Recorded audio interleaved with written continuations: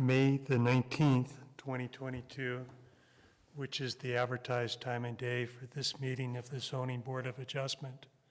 So I'll now call the meeting to order. I would first of all like to introduce the planning staff. The gentleman sitting at this table is Dylan Pipinich, Planning Director. Across from Dylan is Lila Osborne, Senior Planner. And across from Lila is Joella Thomas, Planning Technician. Seated over there at the computer monitor is Robin Smith, the Administrative Assistant. The members of the board who are present tonight, on my far left is Garrett Craig, Sylvia Cunningham, John Reese. On my right is Todd Collins. My name is Dave Wing, and I will be chairing the meeting tonight.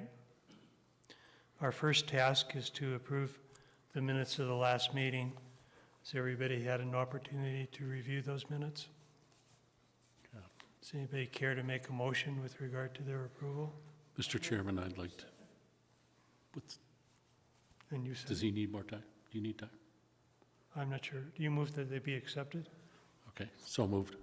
It's moved and seconded that the minutes be approved. All in favor indicate by saying aye. Aye. The minutes are approved by voice vote. The first matter on our agenda tonight is Special Use Application 22/07, an application by Farrell Properties. Is a representative of Farrell Properties here? Okay, thank you. Is there a report from the staff?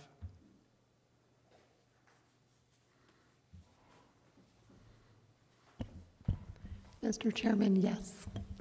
Sorry. Thank you, Joella.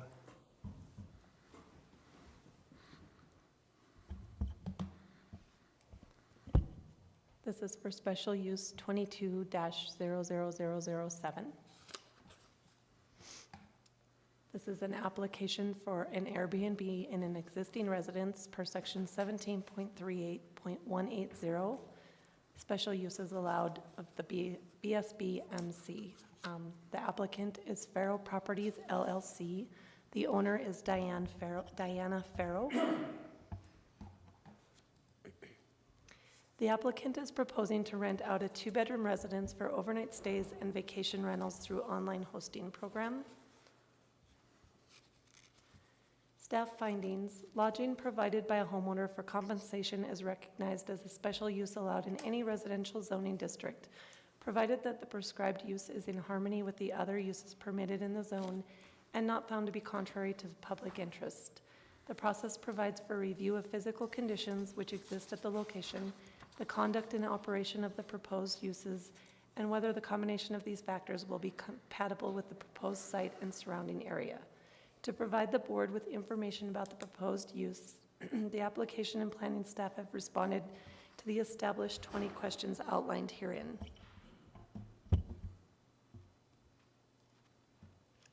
The zoning district is in an R1, outlined here in the red. And here's an aerial photo of the location. Again, it's outlined here in the red. The location and character of the property and surrounding building. The property is in an R1 or a single-family residence zone. The home is a single-family home with a footprint of 845 square feet. The subject parcel itself is on a 6,309 square foot lot. Here are various pictures of the front of the residence and some of the surrounding area. Gloria Day Lutheran Church is directly across the street, and as you can see down the street to the south west is Harrison Avenue and some of the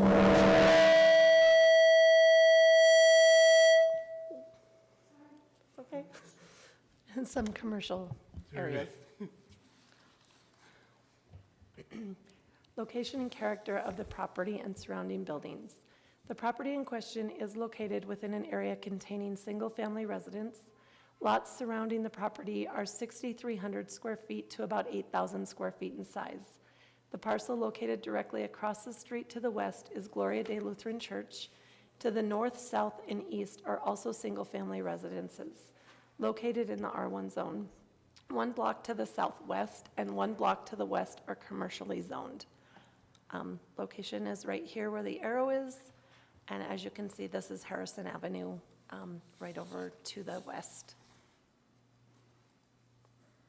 Substantial changes that have occurred in the surrounding land use. Since the original adoption of the ordinance, there have been no changes to the ordinance or to this property. The property in question is located within the traditional neighborhood place type in the comprehensive plan. The traditional neighborhood primarily serves the residential needs of urban areas. The primary use is generally single-family residential housing, but traditional neighborhood center also provide the opportunity for higher density housing. The traditional neighborhoods may feature parks, schools, and other public uses. They should be easy to navigate on foot. They are pedestrian-friendly and accessible for all modes of transportation. Buildings are located close to the street, have minimal setbacks from the street, but allow for wide tree-lined sidewalks. Traditional neighborhoods provide parking that is on the street or within parking lots that are behind or underneath buildings. Here is a photo of the comprehensive plan. In the red is where the property is located. The north corridor is to the west. You have some suburban mix and mostly traditional neighborhood in that area. Proposed fencing, screening, and landscaping. There are no proposed changes concerning the landscaping or fencing at this time. In the photo, you can see there's a fence here that goes down to the back of the yard. Proposed vehicle access, circulation, and parking. Vehicle access to and from property is acceptable for the proposed use. The access is provided via Massachusetts Avenue to the front of the residence. A driveway is located on the south side of the residence with a single-car garage. There's enough room for 2 cars in the front on Massachusetts Avenue. Handicap access may be a concern as there are steps in the front of the residence to access the house. Staff feels that that should be stated on their listing for the rental. Some other photos of some of the other residents and properties in that area. The applicant under BSB MC section 17.42.050A-5 may have 1 sign as a directional or informational sign no larger than 5 square feet to inform guests as to where the parking area is located. In addition, applicants shall be permitted a 1 square foot sign flat against the front wall to the building. Any changes in additional signage would be subject to review and approval by the planning department. The applicants have indicated that they don't intend to install any signs at this time. Regarding lighting, the existing lighting is typical of a residential neighborhood. The applicant has stated that there is pathway lighting as well as porch light at the entrance to the front door.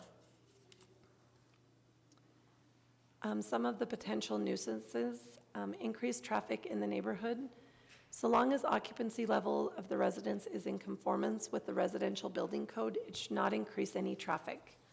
Parking, there is some off-street parking. If the applicants are limited to the occupancy level dictated by the size of the house, there shouldn't be any more of a parking issue than if the house were inhibited for long-term. Wayfinding, staff does believe that the address should be clearly posted on the front of the residence and be visible from the street to mitigate the potential for guests to mistake a neighbor's home for the rental unit.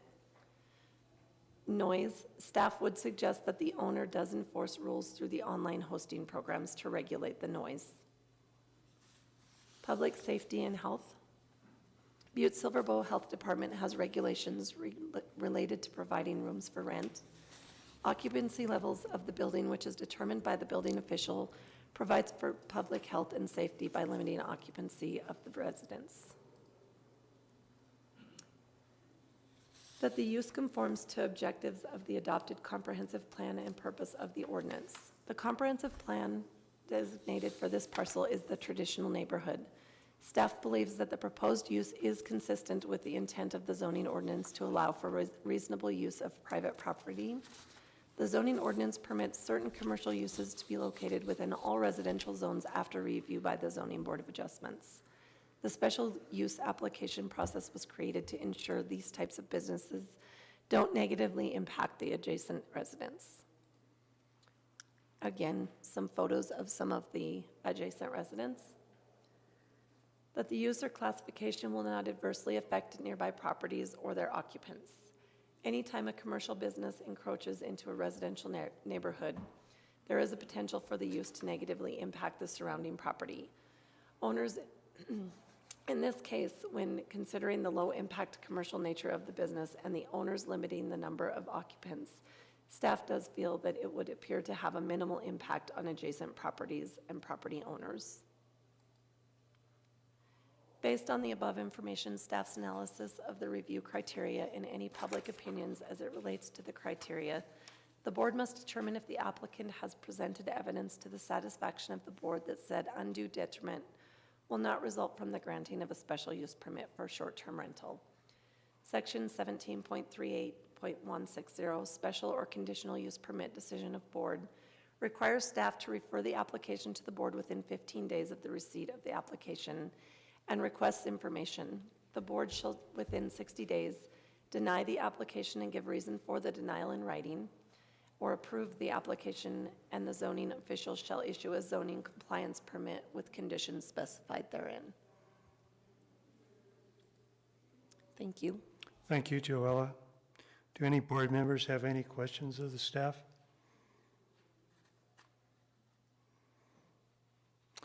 Hearing none, I'll ask the applicant to step forward, and if you could identify yourself and spell your last name for the record, please.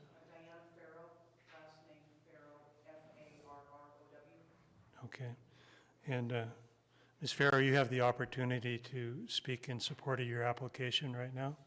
And I believe you've been handed conditions of approval. Would that be correct? Yes. Have you reviewed those before? I haven't seen this before, no. Take a quick look at it. They're standard conditions with regard to Airbnb special use permits.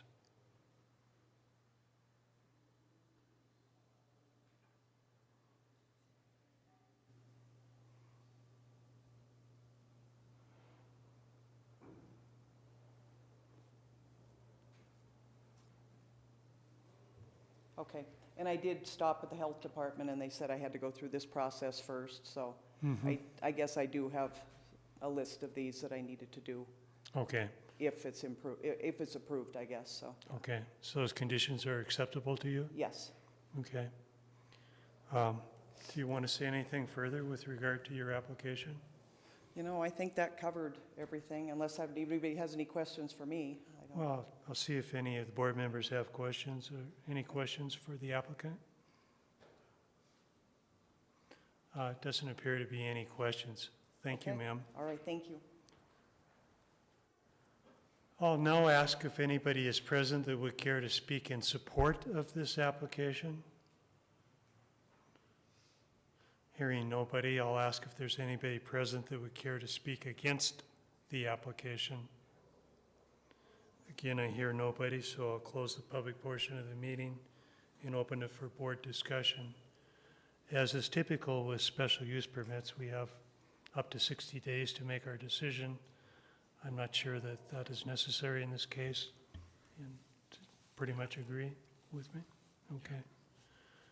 Any comments with regard to this matter?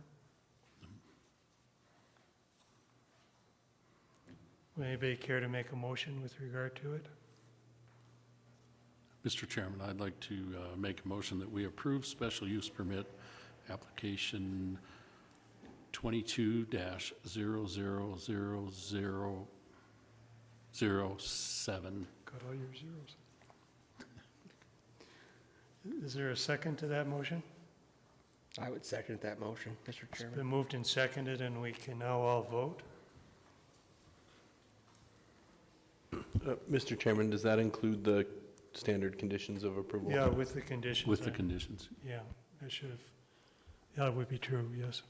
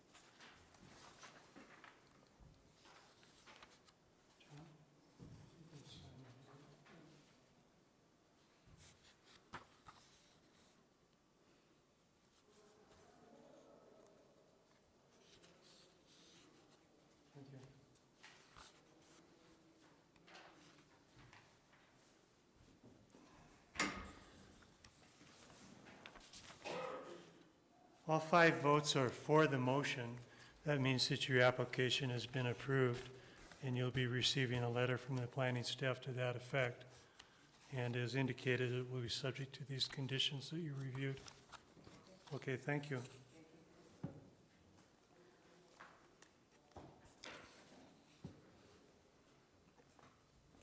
The next matter on our agenda is special use application 000008. An application by Yvonne Chalene. Is Ms. Chalene? Okay, thank you, ma'am. And the board has a report, or the staff? Thank you, Mr. Chairman. This is for special use 22-00008. Again, it's another Airbnb.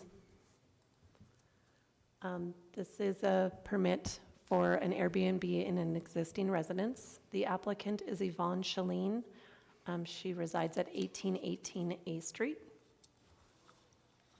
The proposal is to rent out a 1-bedroom residence for overnight stays and vacation rentals through online hosting program.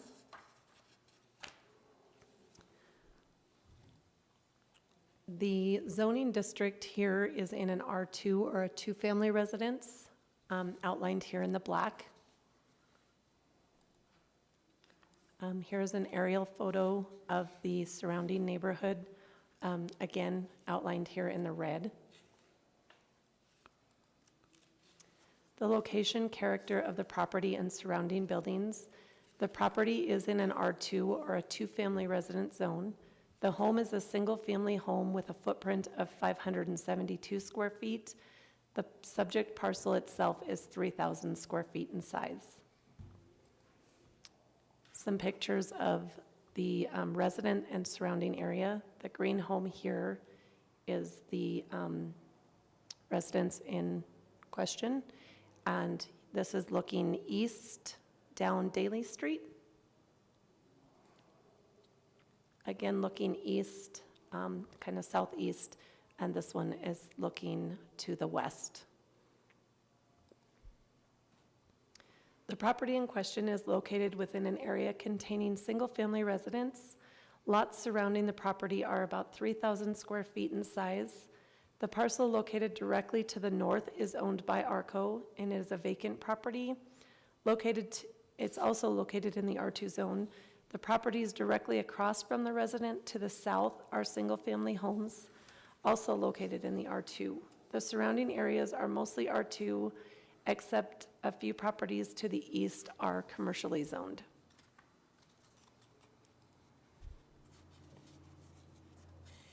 The property in question is located within the Live Make neighborhood place type in the comprehensive plan. The Live Make neighborhood primarily contributes to economic diversity in the county by providing places for entrepreneurs and artisan to live and work, create, or make it in an environment that is traditionally mixed or trending towards light industry, but near development may be a mix of attached and detached residential duplexes and triplexes, as well as apartments and condominiums, with buildings located near streets and lot lines, commercial or light industrial maker activities including small-scale manufacturing, fabrication, commercial kitchens, and studios are typically associated with a primary residence, either on the same property or adjacent to and under the same ownership. Additionally, buffering and design considerations are typically required to mitigate impacts related to this varied mix of uses. Roads should provide non-motorized facilities and may be well-connected grid systems or an irregular system depending on the topography with short block lengths. The comprehensive plan place type is live make neighborhood as seen here, and the location of the residence is right here where the arrow is pointing, and you have some open lands up to the north. Proposed fencing, screening, and landscaping. The applicant is proposing to do some landscaping, which will include fencing and sod. In the report, the stairs were not notated on there. However, they have placed stairs since that report. I think in the report, the rocks to the side here were just indicated as the steps to the residence. Vehicle access to and from the property is adequate for the proposed use. The access is provided via Daly Street to the front of the residence. There's parking available in the front of the residence for 2 cars. Handicap access may be a concern as there are steps into the front of the residence to access the house, as well as a flight of wooden stairs going to from the parking area to the sidewalk leading up to the house. Again, some photos of the front of the residence.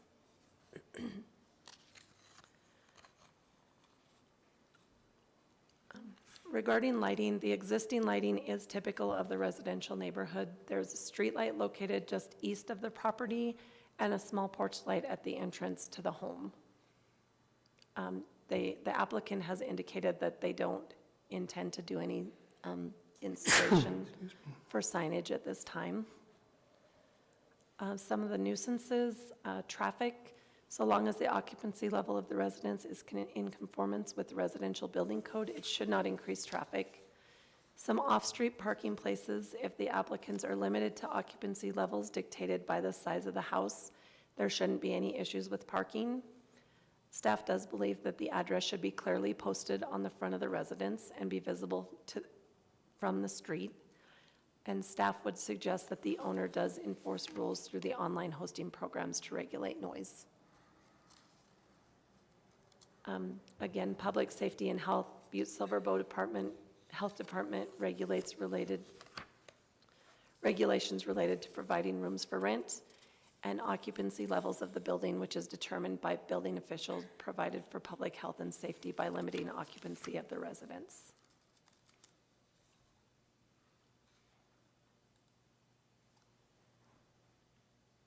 Anytime a commercial business encroaches into a residential neighborhood, there's a potential for the use to negatively impact the surrounding property owners.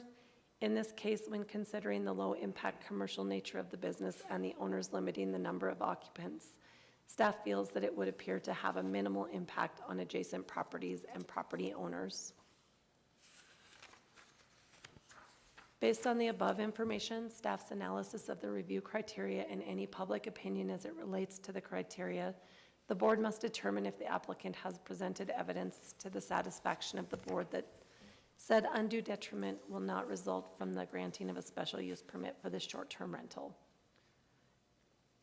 Section 1738-160, special or conditional use permit decisions of board requires staff to refer the application to the board within 15 days of the receipt of the application and all requested information.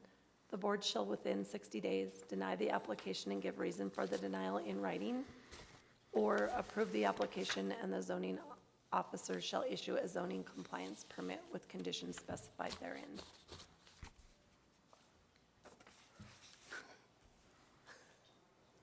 Does that conclude your report, Joella? That concludes my report. Thank you. Okay, thank you.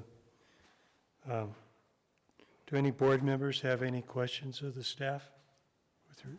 I just have one, Mr. Chairman. Yes, Mr. Reese. Mr. Pipinich, the zoning board doesn't inspect anything inside of any of these residences that are going up for Airbnbs, do they? Mr. Chairman, Board Member Reese, so the only inspection would be completed by the Health Department. They do a public accommodations inspection, and they have a checklist that they go through to make sure that the building is safe to occupy for public accommodations.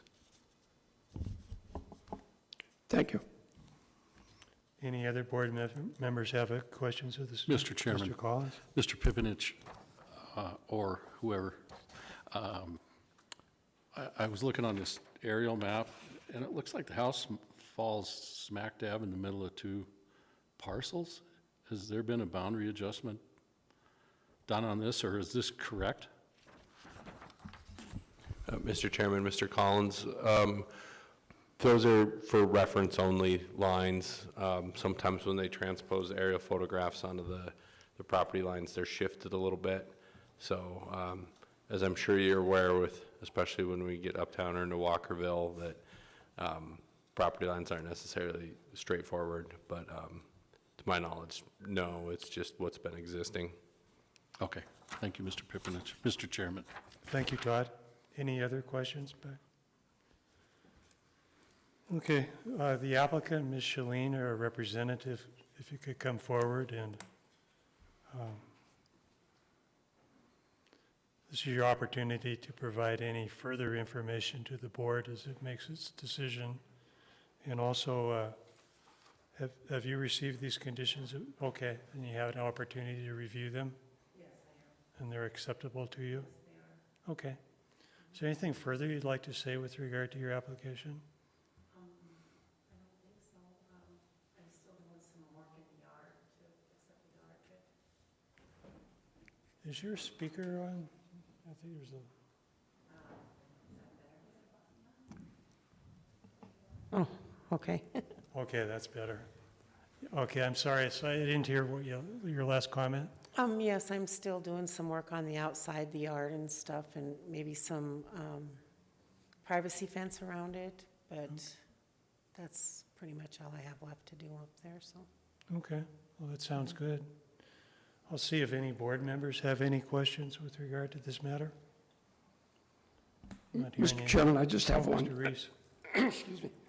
Mrs. Shalene, those stairs that are directly in front of 321 West Daly are going to be removed, so the access to the front would have to go in front of Old Schonsberg's bar and up to the other side,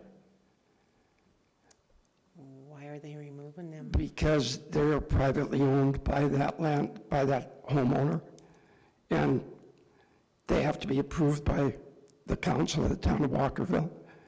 And the council has pretty much determined that any of those stairs that are removed will not be replaced, so there'll be a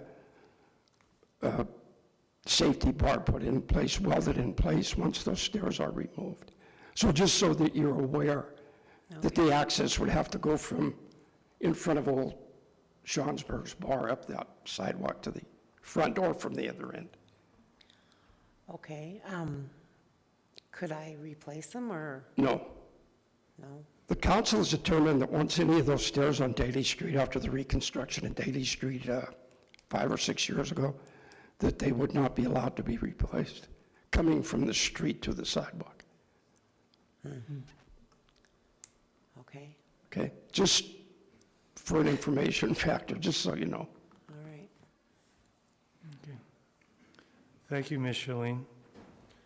Are there any members of the public who would like to speak in support of this application?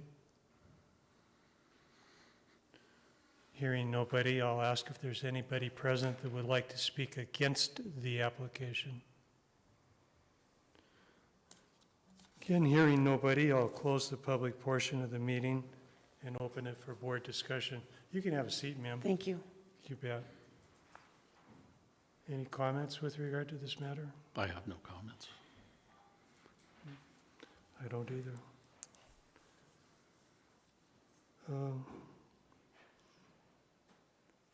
Does anybody care to make a motion in support approving this application? In any motion you make, if you could refer to the conditions of approval, so there's no question about that. Mr. Chairman, I would like to move that we approve special use permit 22-000008 with conditions, Okay, that would be the, the conditions that were provided. all right, to the thank you, applicant. Todd. Is there a second to that motion? It's been moved and seconded, and we can now vote.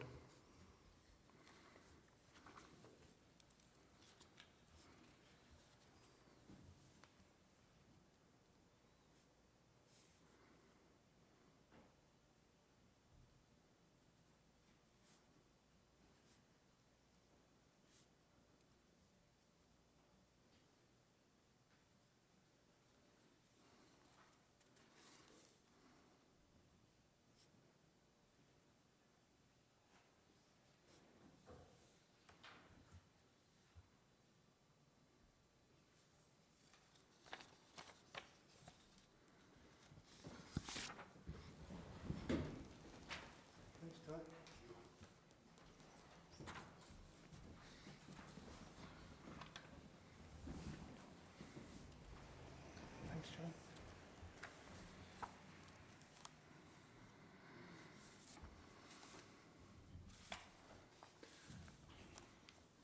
Ms. Shalene, all 5 votes were for the motion, so that means that your application has been approved, and you will be receiving a letter from the planning staff to that effect.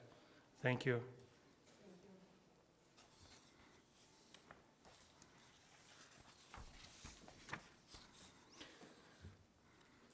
The next matter on our agenda is special use application 000009, application by Joseph Garrett. Is Mr. Garrett present? Yes, sir, thank you. And Joella, you the report on this one, you're kind of the Airbnb expert.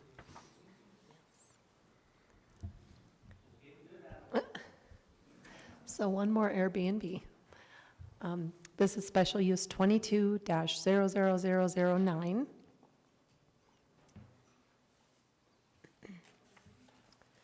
Special use permit application for Joseph Garrett. He resides at 1273 Sesame Street in Butte. The proposal, again, is for an Airbnb. The applicant is proposing to rent out a 2-bedroom residence for overnight stays, vacation rentals through the online hosting programs. Again, some of the staff findings, it's very similar to, well, it's the same as what I've done the last 2. The zoning district is in an R1, as you can see outlined here in the red on this one, Mr. Collins. The applicant does own both parcels. They are separate, but it is a 12,000 square foot lot combined. One parcel has a garage, the other has the home. And I don't think you can see that very clearly on there, but here's an aerial photo. Again, this is where the home is, where the blue dot, and then right next to it is where the garage or shop is, and that's a 6,000 square foot parcel. The other one with the house is also 6,000 square feet. The location and character of the property is in an R1 or a single-family zone. The home is a single-family home with a footprint of 1,187 square feet. The subject parcel itself is about 12,000 square feet in size. Some photos of the surrounding area. To the east would be Harrison Avenue, some single-family homes. Harrison Avenue is just past that. To the west are all single-family homes. The back of the residence, here's a garage, and then here's the front of the residence. The property in question is located within an area containing single-family residences. The lots surrounding the property are 4,500 to 7,500 square feet in size. The parcel located directly across the street and the alley are also located in the R1 or single-family residential zone. To the east is a C2 commercial zone.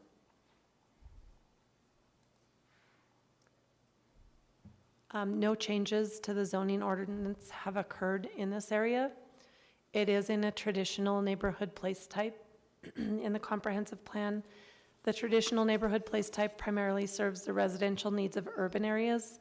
The primary use is generally single-family residential housing, but traditional neighborhood center also provides the opportunity for higher density housing. They may feature parks, schools, and other public uses. They're pedestrian-friendly and accessible for all modes of transportation, including walking. Traditional neighborhoods provide parking on the street within parking lots behind or underneath newer buildings.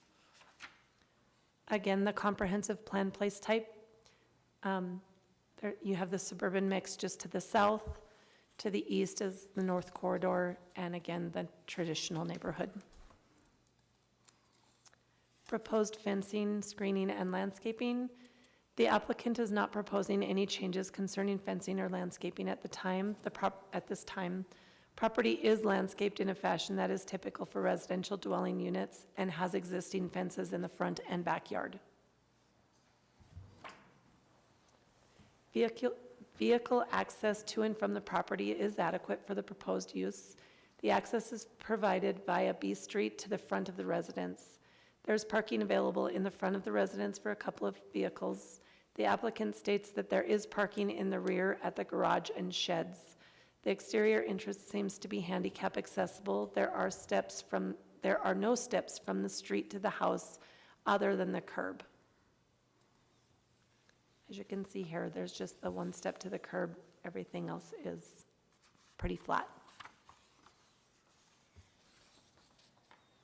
Regarding lighting, the existing lighting is typical of the residential neighborhood. There is lighting at the front entrance as well as at the rear entrance. The applicants have indicated that they don't have any intention for any installation of signage at this time. Again, the potential nuisances are very similar to the other reports that I've just gone over. Public safety and health, the health department has regulations, and then the occupancy level is decided by the building official.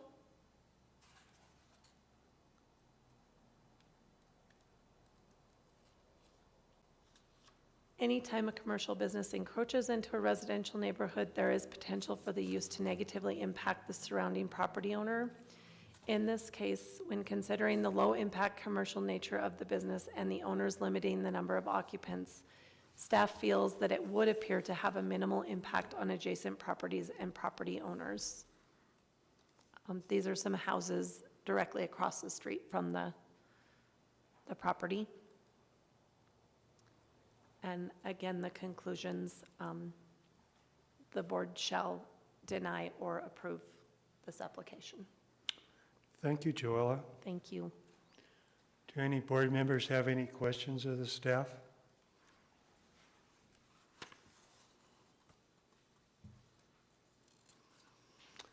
Okay. Hearing none, Mr. Garrett, would you come forward and provide us with any additional information you think would be useful? It's still getting remodeled. Pardon, I said, as you can tell, it's still getting remodeled. Okay. I'm doing a lot of work on the house. It won't be done right away, but I'm having the yard done. True Green Camelon is out there to make the yard better. I'm making it overall a really nice place. So Okay. I'm updating everything in the house, basically. All the appliances, bathtubs, everything is going to be brand new. So it's sounds good. basically getting totally remodeled. And the outside, as you can tell. No, it looks nice. Thank you. These conditions of approval, it looks like you may have a copy. Would I that be do, correct? yes. Those conditions are acceptable to you? They are, yep. Okay. And anything further you want to tell us? No, I'm still remodeling, so it's gonna take me probably 8 months or so to get it done, maybe up to a year. Nobody's hardly working, so I'm getting put off, so. It's a lot of work. Yeah, it is, but hopefully it'll be worth it, Okay. so. All That's right, well, about thank it. you, sir. Thank you. Is there anybody present that would care to speak in support of this application? Is there anybody present that would care to speak against the application? Hearing nobody, I'll close the public portion of the meeting and open it for board discussion. Any comments with regard to this application? No. Okay. At this point then, we can consider a motion for approval. And again, the motion should include the conditions of approval. Mr. Chairman, I would make a motion to approve special use permit 22-000009 with the 5 conditions of approval that were presented to us and the applicant. Thank you, Mr. Craig. Is there a second to that? Mr. motion? Chairman, I would second. Okay, it's been moved and seconded, and we can now vote on this matter.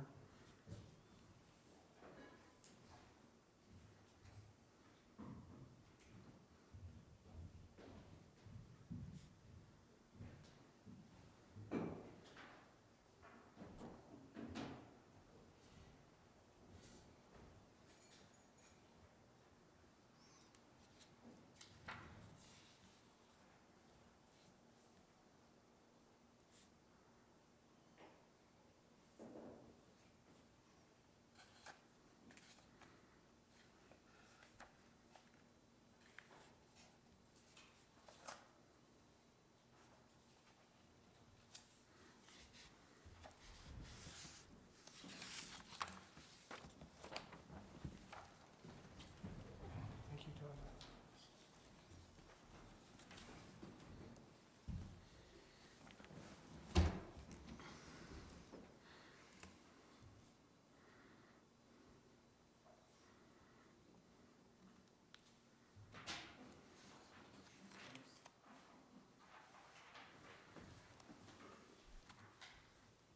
Thanks, John.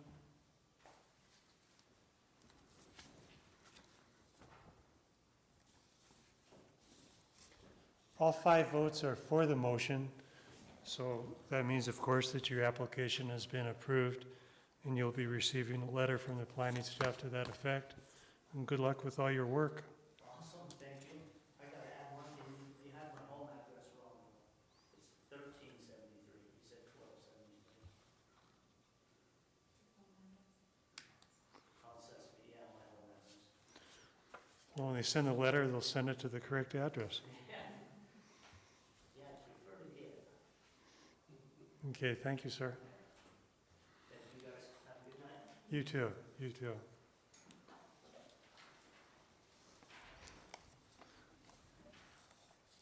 The final matter on our agenda is variance application 22-000001. And it's an application by Mike Nielsen, and Mr. Nielsen is present. I'm his representative. Okay. All right, sir, thank you. And Lila's got the glasses on, so she's ready to roll. Thank you, Mr. Chairman. Our last presentation is a variance application 2022-000001, and it's actually an amendment to an existing use variance.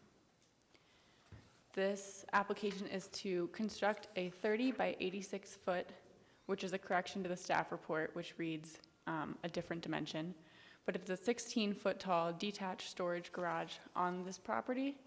The garage is a total area of 2,580 square feet. The applicant was granted a use variance in 2006, which permitted a single-family residence in a C2 zone, a community commercial zone.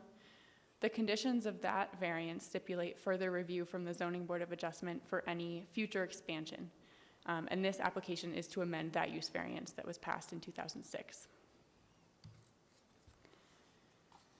The Butte-Silver Municipal Code permitted uses in a C2 zone does not allow for single-family residences, but in 2006, use variance 11243 permitted a single-family residence on this property, subject to 3 conditions. The first advises the applicant that adjacent commercial properties may now or in the future create noise, bright light, increased traffic, commercial customers, and other nuisances that are generally incompatible with residential living. That any future expansion must meet the setback and density requirements of the R1 zone, the single-family residential zone, and it will any expansion will require further review and approval from the zoning board. The third condition is that the applicant needs to know the address assigned to this property will be the address in the future and shall be used for 911 purposes.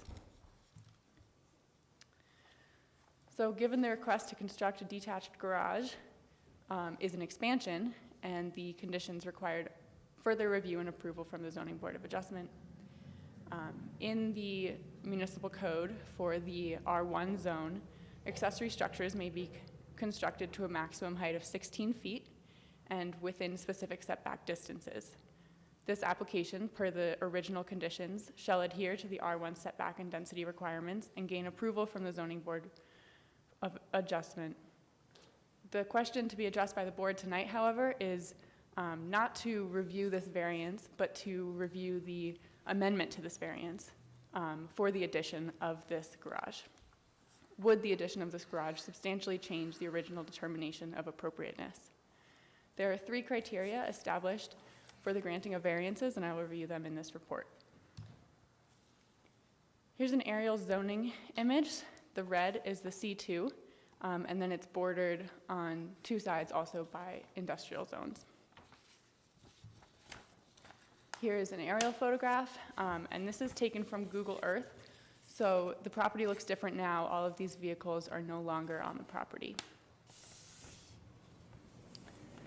This is also an image from Google Earth looking east. This is the residence, and this is the existing garage. And again, these vehicles have been removed since, which you can see in this image. It's bare ground now. There's a gate to enter the property. This is looking east and at the dwelling, and then this is looking south down Corder Road. This is directly across the street, looking west. And here's some more images looking north up Cordo, and then down along the fence and down Cordo. So the first review criteria for a variance is that it must not be contrary to the public interest. It's the intent of the zoning ordinance to protect public interest by preventing building congestion on properties, to promote public safety, create uniformity within the different zoning districts, and prevent uses of land that may have a negative impact on surrounding property owners. In this case, the applicants are requesting to amend the previous use variance, and the applicant states that the reason the variance is sought is for storage of personal items, does not want personal items left uncovered. This property is within a C2 zone, but exists under a previously approved use variance, which subjects the property and any future construction to R1 setback and density regulations. The R1 zoning parameters have a height max of 16 feet. The height of the proposed garage is 16 feet. The front yard requirement is 20 feet, and the front yard of this proposal is over 100 feet. The side yard requirement is 5 feet. The side yard proposed is 20 feet. The rear yard requirement is 5 feet, and the rear yard proposed is 21 feet. So the density and the setback requirements have been met by this proposal. The property itself is approximately 0.94 acres, or 40,946 square feet, which is much larger than the standard 6,000 square foot residential lot. As so, the proposal complies with the setback and the density requirements of the R1 as prescribed by the conditions of the original use variance. The property is surrounded by commercial C2 zone as well as industrial zone, and makes it unlikely that the construction of a new garage will have a negative impact on surrounding properties, more so than the surrounding properties would have on a residentially used property in this area.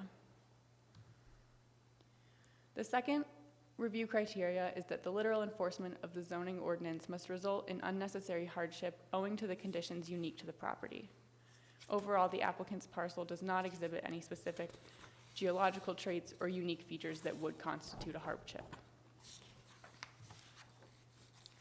The third is that the spirit of the zoning ordinance must be observed and substantial justice be done. In considering that substantial justice has been done regarding a zoning decision, the board should take in consideration the following. Would literal interpretation of the provisions of this chapter deprive the applicants of rights commonly enjoyed by other tracts in the same district? And would approving a variance request grant the applicants any special privilege that is denied by this chapter to other land in the same district? But regarding the application and the evaluation of the spirit of the zoning ordinance, we must note that the decision to allow the residential use within a commercial zoning district has already been made with the approval of that original use variance. The question to be addressed tonight is whether the addition of the residential garage would substantially change the original determination of appropriateness. Since residential garages are viewed as accessory to residential homes, and the condition of approval specifically states that only setback and density requirements should be evaluated in the future, it would seem as if the addition of a residential garage is within the intent of the original use variance approval. Regarding substantial justice, staff believes that the intent of the original use variance approval was allowed for residential uses on the property, with further review by the Zoning Board of Adjustment being required to ensure that the spirit of the ordinance or of the variance approval was being followed. If this holds true, then further evaluation of substantial justice is not necessary. In summary, the question to be addressed tonight by the board is not necessarily if the applicant meets the criteria, but if the amendment to the previously approved application would substantially change the already evaluated criteria.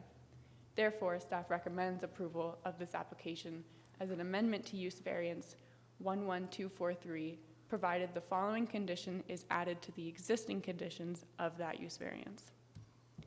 And the conditions we recommend adding is prior to construction of the proposed accessory building, the applicant shall obtain all necessary permits from Butte-Silver. Thank you, Lila. Do any board members have any questions of the staff with regard to this application? Mr. Collins? I had something I wanted to ask. So if we amend the variance application, or the variance 11243, and he builds the shop or garage or whatever it is, that's not a commercial shop. That would be, from what I understand, just a personal shop. Mr. Chairman, Mr. Collins. Yeah, so when Lila went through the presentation and she kind of alluded to the fact that the property had been cleaned up and all those cars and stuff were removed. So when Mr. Nielsen first came in, it wasn't really clear whether it was going to be used for commercial or residential purposes. Of course, any commercial construction would require landscaping and parking and stormwater detention ponds and things like that. He claimed that this was just for residential use, but the property itself kind of indicated that there was some commercial use and storage of vehicles and stuff going on. So staff was not going to call it a residential garage until he had shown that the property isn't used for commercial purposes, which is why he cleaned up all of the vehicles and stuff that were on that property. So the intent here, according to the applicant, is that he stores his own personal vehicles and stuff in this garage. I'm sure that you're aware that it's Nielsen Trucking that is across the street, and he's been made aware that he needs to keep that commercial business in the proper location. And if this was for commercial purposes, that those things like landscaping and parking and stormwater detention and sidewalk, curb and gutter and all the things that we require of a commercial business would need to be installed. Okay. And any commercial place, any commercial business that took place there would be a violation of this. Is that correct? Mr. Chairman, Mr. Collins, yes, because he's claiming that this is a residential garage. It is still in a C2 zone, so commercial businesses can take place outside of that, but would require further review from the planning department for that appropriateness of zoning determinations and such. Okay, thank you, Mr. Pipinich. Mr. Chairman. You bet. Thank you, Todd. Any further questions of the staff? Sir, could you come forward and identify yourself as the representative of Mr. Nielsen and provide anything further information with regard to this matter that you think would be applicable? Okay, yep. I'm Matthew Novak. and I'm representative of Cleary Building and Mike Nielsen. And one thing I'd like to add to your question, Mr. Collins, is after one of my conversations with Dylan Pipinich, I actually went back to Mike Nielsen and I made him show me everything that, granted, a client can say whatever he wants to say, but I made him show me everything that he intends to put in there, and I have it all written down on a list in my folder, if you guys want to see that as well. The only thing close to commercial is a restored Mack semi. And I mean, I seen it, and the restore job that he did on it was pretty good. I don't think I would be using it for commercial use. Okay. Okay. Does that conclude your remarks, sir? Or do you- That does. Okay, thank you very much. Is there anybody present that would care to speak in support of this application? Is anybody, hearing nobody, I'll ask if there's anybody present that would care to speak against the application. Again, hearing nobody, I'll conclude the public portion of this meeting and open it for board discussion.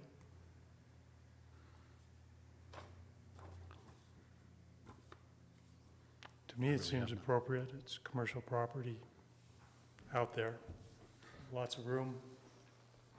Yeah.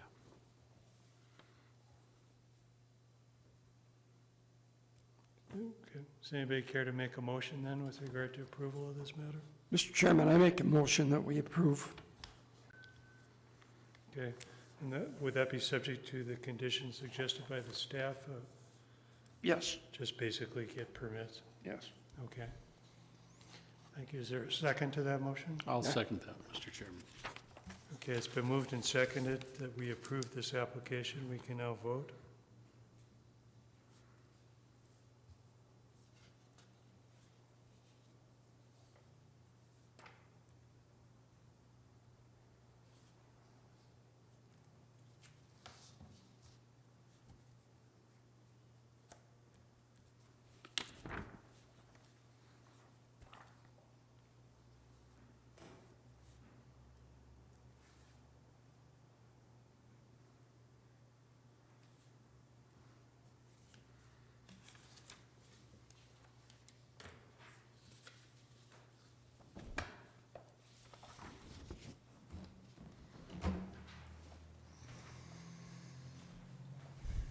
Well, thanks, Todd.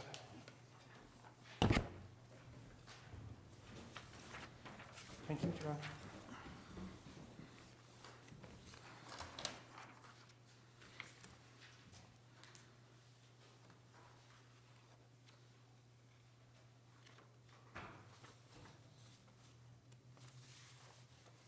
All 5 votes were for the motion, so that means that the application has been approved, and either yourself or Mr. Nielsen will be receiving a letter to that effect in the mail.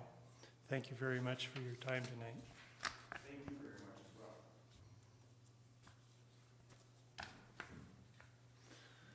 Is there any further matters on our agenda? Mr. Chairman, we have no other business. Okay, thank you. The meeting is now concluded and is adjourned.